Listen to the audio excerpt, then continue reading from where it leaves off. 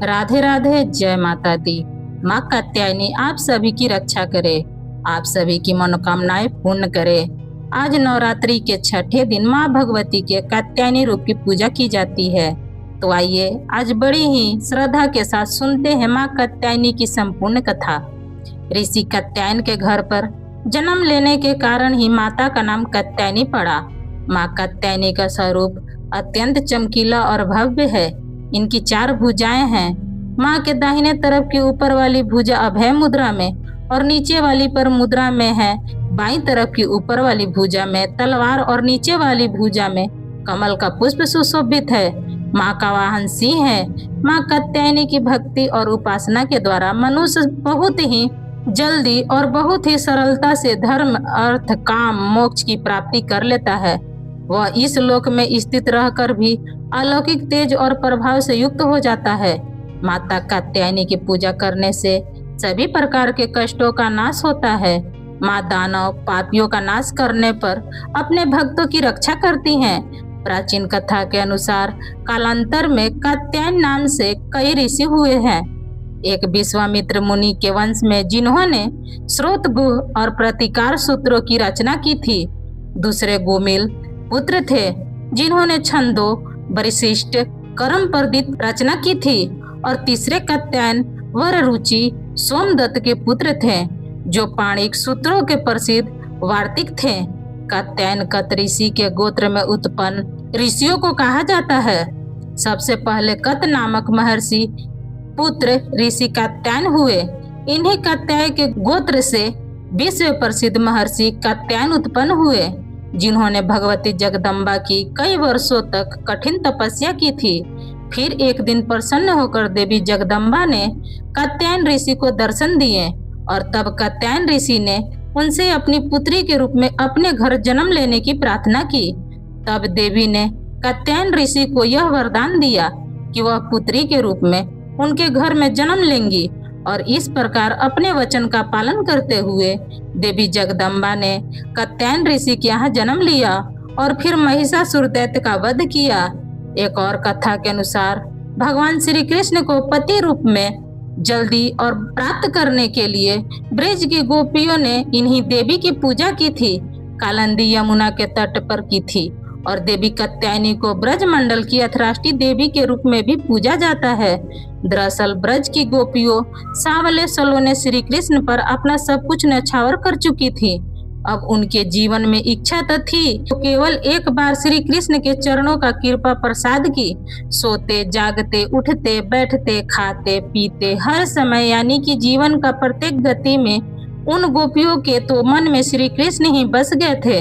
उन्हें आवश्यकता थी तो केवल श्री कृष्ण को रिझाकर उनके कमल रूपी श्री चरणों के आश्रय प्राप्त करने की। और जब श्री कृष्ण मथुरा चले गए तब सारी गोपियां बेचैन हो गई, व्याकुल हो गई। इन्हीं व्याकुलता भरे क्षणों में किसी ब्रज के गोपी ने अपनी दादी नानी के मुंह से यह सुन लिया था कि कात्यायनी देवी व्रत के अनुष्ठान से मनवांछित वर प्राप्त होता है। बस फिर क्या था, ब्रिज की सभी कुंवारी गोपियों ने नंद बाबा के लाडले कामदेव की छवि को धूमिल करने वाले और सूर्य की आभा से भी अधिक दैमयंत गोविंद माधव को प्राप्त करने के लिए मन में दृढ़ विश्वास रखकर सामूहिक रूप से देवी कात्यायनी को प्रसन्न करने के लिए कात्यायनी व्रत करने का संकल्प लिया। ब्रज गोपियों ने अपने प्राण प्रीतम को प्राप्त करने के लिए माँ कात्यायनी की पूजन का व्रत विश्वत भाव से शुरू कर दिया। जब हेमंत ऋतु आई उसके पहले ही महीने में अर्थात मार्गशीर्ष मास में नंद बाबा के ब्रज की कुंवारियां कात्यायनी देवियों की पूजा की और उपासना करने लगी।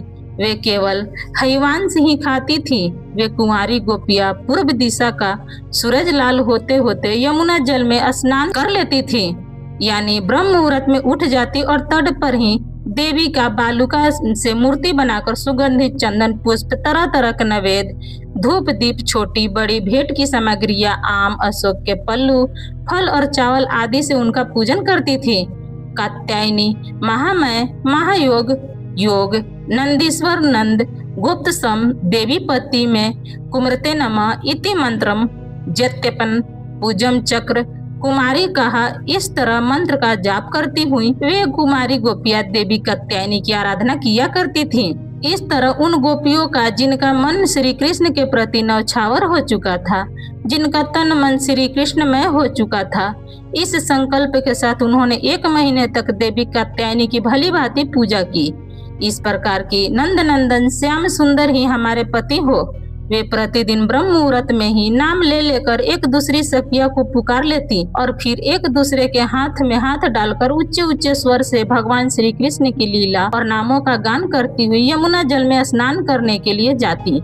एक दिन सारी गोपियों ने प्रतिदिन की तरह यमुना जी के तट पर जाकर अपने अपने वस्त्र उतार दिए और भगवान श्री कृष्ण के गुणों का गान करने लगी। करती हुई बड़ी आनंद से वे जल क्रीड़ा करने लगी। भगवान श्री कृष्ण सनकादिक योगियों और शंकर आदि योगेश्वर के भी ईश्वर हैं। उनसे गोपियों के मन में यह इच्छा छुपी नहीं रही। वे उनका अभिप्राय जानकर अपने सखा ग्वाल बालों के साथ उन कुमारी गोपियों की साधना सफल करने के लिए यमुना तट पर पहुंचे। उन्होंने अकेले ही उन सब गोपियों के सारे वस्त्र उड़ा दिए और बड़ी फुर्ती से कदम्ब के एक वृक्ष पर चढ़ गए। उनके साथी ग्वाल बाल अब ठा ठा करके हंसने लगे और स्वयं श्री कृष्ण भी हंसते हुए गोपियों से हंसी हंसी की बात कहने लगे। अरे कुमारियों, अगर इच्छा हो तो तुम यहाँ आकर अपने अपने वस्त्र ले जाओ। मैं तुम लोगों से सच सच कहता हूँ, मैं हंसी मजाक बिल्कुल नहीं कर रहा। तुम लोग व्रत करते करते दुबली हो गई हो। यह मेरा सखा ग्वाल बाल जानते हैं कि मेरी कोई भी बात कभी झूठी नहीं होती। सुंदरियों, अगर तुम्हारी इच्छा हो तो अलग अलग आकर अपने अपने वस्त्र ले लो या सब एक साथ आ जाओ, मुझे इसमें कोई आपत्ति नहीं है। भगवान श्री कृष्ण की यह हंसी मजाक देखकर गोपियों का हृदय प्रेम से सरोबोर हो गया। वे फिर थोड़ा सोच समझकर शर्माकर एक दूसरे की ओर देखने लगी, मुस्कुराने लगी। जल से बाहर नहीं आई तब भगवान ने हंसी हंसी में यह बात कही। उनके विनोद से कुमारियों का चित्त उनकी ओर भी खिंच गया। वे ठंडे पानी के गले तक डूबी हुई थी और उनका शरीर थरथराकर कांप रहा था। तब उन्होंने जल में बैठे ही बैठे कृष्ण से कहा, प्यारे श्री कृष्ण, तुम ऐसी अनीति भरी बातें मत करो। हम जानती हैं कि तुम नंद बाबा के लाडले लल्ला हो, हमारे प्यारे हो। सारे ब्रिजवासियों तुम्हारी सराहना करते हैं। देखो, हम ठंड से के मारे ठिठुर रही हैं, तुम हमारे वस्त्र दे दो। श्याम सुंदर ते हाथ करते हुए तपोमति देही वर्षति धर्म यगो नोचते रागे भवे प्यारे श्याम सुंदर, हम तुम्हारी दासी हैं। तुम जो कुछ कहोगे उसे हम करने के लिए तैयार हैं। हमें कष्ट मत दो, हमारे वस्त्र हमें दे दो, नहीं तो हम जाकर अभी नंद बाबा से कह देंगे। तब श्री कृष्ण मुस्कुराते हुए गोपियों से, तुम्हारी मुस्कान पवित्रता और प्रेम से भरी है। देखो, जब तुम अपने को मेरी दासी स्वीकारती हो और मेरी आज्ञा का पालन करना चाहती हो, यहाँ आकर अपने अपने वस्त्र ले लो। वे गोपियाँ जल में बहुत देर तक बैठी हुई थी, ठंड के मारे कांप रही थी। किसी तरह संकोचते हुए वे गोपियाँ यमुना जी से बाहर निकली। उस समय उन्हें ठंड बहुत सता रही थी। उनके इस शुद्ध भाव से भगवान बहुत प्रसन्न हुए। उन्हें अपने पास आई देखकर उन गोपियों के वस्त्र अपने अपने कंधे पर रख लिए। फिर बड़ी प्रसन्नता से मुस्कुराते हुए बोले, अरे गोपियों, तुमने जो व्रत किया था उसे तुमने अच्छी तरह निभाया है, इसमें संदेह नहीं।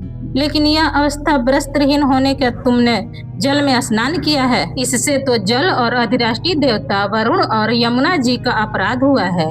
इसलिए अब इस दोष की शांति के लिए तुम अपने हाथ जोड़कर सिर से लगाओ और उन्हें झुककर प्रणाम करो। इसके बाद अपने अपने वस्त्र ले जाओ। भगवान श्री कृष्ण की यह बात सुनकर उन गोपियों ने ऐसा ही समझा कि वास्तव में वस्त्रहीन होकर स्नान करने से हमारे व्रत में त्रुटि आ गई है।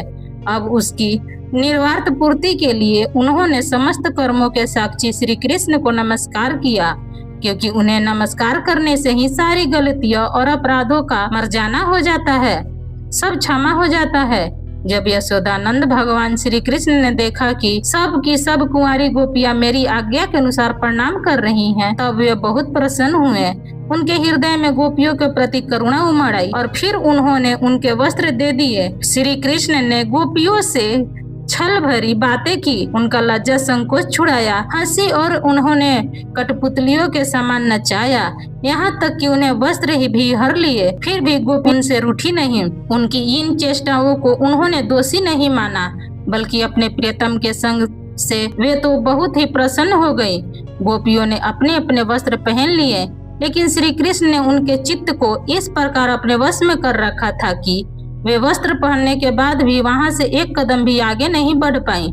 अपने प्रियतम के समागम के लिए सज कर वे उन्हीं की ओर लचीले चितवन से निहारती रही। भगवान ने देखा कि उन गोपियों ने उनके चरण कमलों को स्पर्श की कामना से ही यह व्रत धारण किया है और उनके जीवन का एक ही मात्र संकल्प है। तब गोपियों के प्रेम और अधीन होकर उखल तक में बंद जाने वाले भगवान श्री कृष्ण उनसे कहने लगे, मेरी परम प्रियसी कुमारियों, मैं तुम्हारा यह संकल्प जानता हूँ कि तुम मेरी पूजा करना चाहती हो। तुम्हारी इस इच्छा का अनुमोदन करता हूँ। तुम्हारा यह संकल्प सत्य होगा। तुम मेरी पूजा कर सकोगी। जिन्होंने अपना मन और प्राण तक मुझे समर्पित कर रखा है, उनकी कामनाएं उन्हें सांसारिक भोगों की ओर ले जाने में समर्थ नहीं होगी। ठीक वैसे ही जैसे भुने हुए या उबले हुए बीज फिर से अंकुर के रूप में उगने के लायक नहीं रह जाते, इसलिए गोपियों, अब तुम अपने घर लौट जाओ। तुम्हारी साधना सिद्ध हो गई है। अब आने वाली शरद ऋतु की रात्रि में तुम मेरे साथ विवाह करोगी। गोपियों, इस उद्देश्य से तुम लोगों ने यह व्रत और कात्यायनी देवी की पूजा की थी। फिर भगवान की आज्ञा पाकर वह गोपियों जाने की इच्छा न होने पर भी बड़े कष्ट से ब्रज में गई। अब उनकी सारी कामनाएं पूर्ण हो चुकी थी। इस प्रकार जैसी जिसके मन में कामना हो, कात्यायनी देवी और भगवान श्री कृष्ण की कृपा से वह मनोकामना पूर्ण हो जाती है। आज के दिन देवी कात्यायनी की पूजा गोदली बेला में जरूर करनी चाहिए और भगवान श्री कृष्ण की पूजा करने से कात्यायनी देवी के साथ ही भगवान श्री कृष्ण का भी आशीर्वाद प्राप्त होता है। तो प्रिय श्रोताओं, ये था मेरा आज का वीडियो। कैसा लगा ये बताने के लिए कमेंट्स बॉक्स में जरूर कमेंट करिएगा। अगर आपको मेरा वीडियो पसंद आता है तो प्लीज आप मेरे वीडियो को एक लाइक कर दीजिएगा। चैनल पर पहली बार आए हैं तो चैनल को पक्का सब्सक्राइब कर दीजिएगा, क्योंकि दोस्तों आपका एक लाइक हमें बहुत हिम्मत और प्रेरणा देती है आगे की वीडियो बनाने के लिए। फिर मिलती हूँ एक नए वीडियो के साथ। तब तक जहाँ भी रहिए खूब खुश रहिए, स्वस्थ रहिए। धन्यवाद।